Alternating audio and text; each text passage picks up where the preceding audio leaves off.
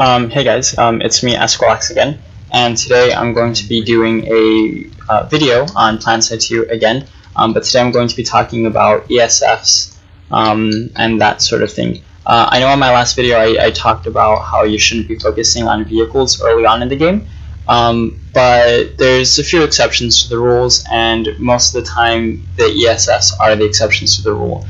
Flying solos are it's a pretty big thing in this game. So you just kind of have to be careful with what it is you're doing and how you're playing the game and everything that really goes into playing as an ESF pilot and what it means to try and survive out there in the crazy mess that is, the piloting environment of PlanetSide 2. So here we have the ESF, and the ESF basically stands for Empire Specific Vehicle or Empire Specific Fighter. So for the Vanu Sovereignty, it's the Scythe. For the TR, it's the Mosquito, and for the NC, it's the Reaver. The Mosquito has the fastest base speed. So if you're into flying and you like flying fast, I guess TR is the kind of thing to go for you.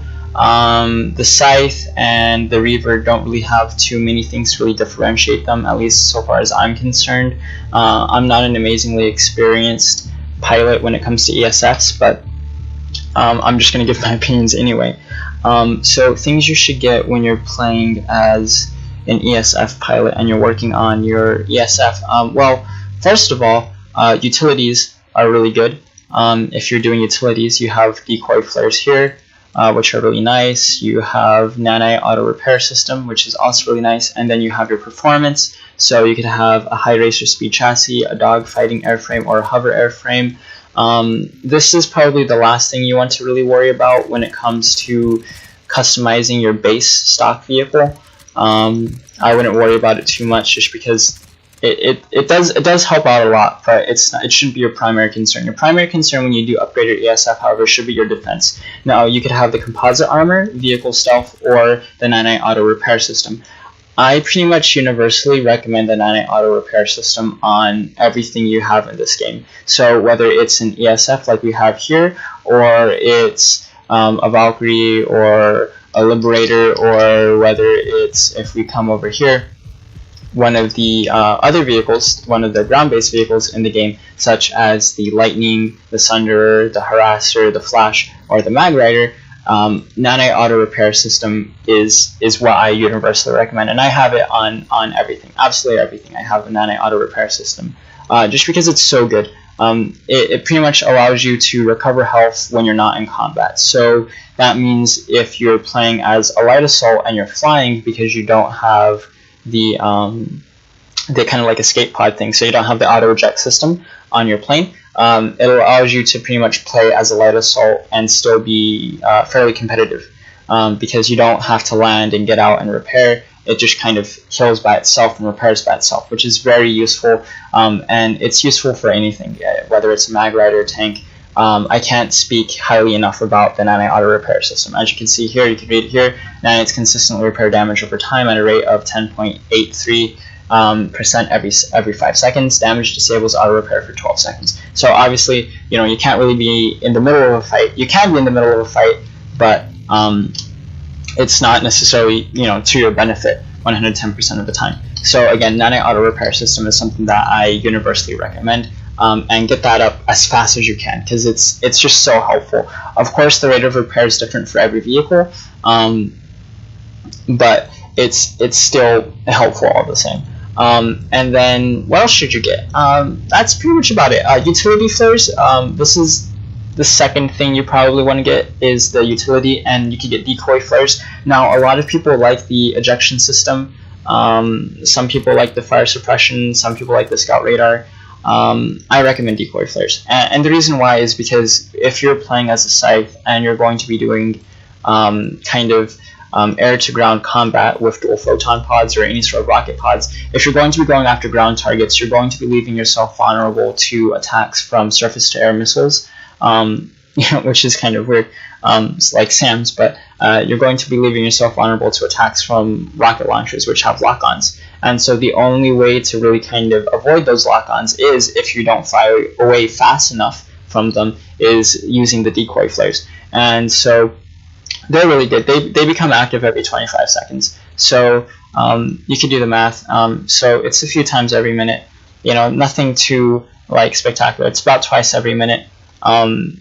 It's about like 3 times every minute and a half. So it's pretty good. I use them all the time. I can't, you know, because just when you are doing that kind of, you know, air to ground combat, you need to have these, just because you just leave yourself so vulnerable. You don't want to be getting out of the fight and then coming back in because you have a lock on, right? And then that's also where the auto repair system kind of comes into play as well, is because if you get a lock on, you know, your flares aren't always going to be up, so you're going to be taking hits. But you could take a hit with the auto repair system, get out of the combat zone, fly around for a little bit, repair yourself, because you're going to be, you know, getting repaired by the auto repair system, and then you're going to be able to just get back right into combat, and then by that point in time, your flares are going to already be up, and so it's a constant cycle of just playing.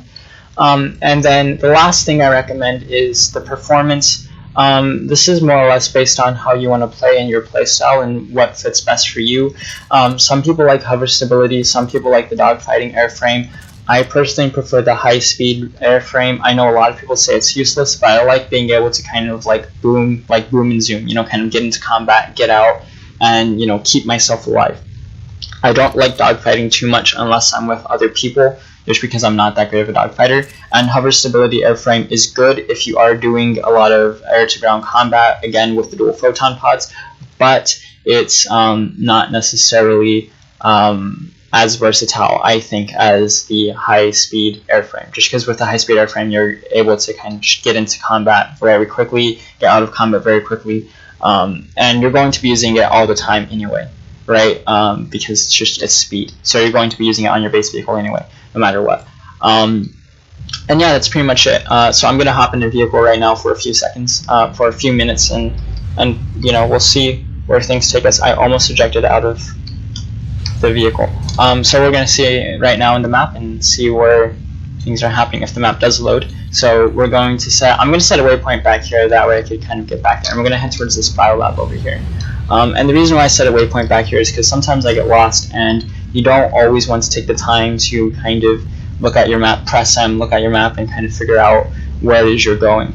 And that's just kind of like, that's something that I just like to do. I don't know if a lot of other people like to do that, but it's personally what I enjoy doing. Let's see if we could get a few hits on this guy here. He is smoking off. So yeah, this is kind of like air-to-ground combat here, using the dual photon pods. You're not going to have access to the dual photon pods for a while though, so I would be very careful about how you spend your certification points in terms of what it is you want to do. I mean, you can really go after anything whenever you really want to. There's no like restrictions of like what you have to unlock. I mean, if you have the certification points, you could pretty much buy it, you know, which is really nice about this game, is that it's very liberating in that sense, and it's just enjoyable. And also flying is very nice in this game, just because there's really not a whole lot between you and the other guy. There's someone who's on me right now, and so it's just kind of nice to just kind of play around with. It's easy to kind of get into combat, it's easy to get out of combat. Of course, I'm being chased right now. Hopefully someone could help me out, but it doesn't look like they will, so I'm going to have to fly back to my base, but I think he's off me now. I don't know. I'm just going to run back because, you know, no, he's not off me. He's still chasing me. So he's pretty determined. But yeah, okay, I died, so that wasn't very good. Yeah, actually, I don't know what happened there. Did I die? Yeah, I died. Okay. But anyway, so yeah, I mean, that's pretty much what I recommend. That was a really bad example. Unfortunately, that was a really bad example. Sorry, guys. But yeah, that's pretty much what I recommend. I want to leave this on a high note, so I'm gonna go out there, try and find something to kill it, and then end the video. That I could leave it off on a high note, because that's not a good example. Unfortunately, that wasn't a very good example. That guy was using, I think he was using coyote missiles, which are kind of like these dumb fire rockets that kind of like lock on, but they're also dumb fire rockets. So yeah, But yeah, finding combat in this game is kind of a problem as well, just because it's really a pain sometimes to really find something to actually like sink your teeth in, as it were. Is this the guy that killed me? No, this guy wasn't the guy that killed me, but we're going to try and take him out right now.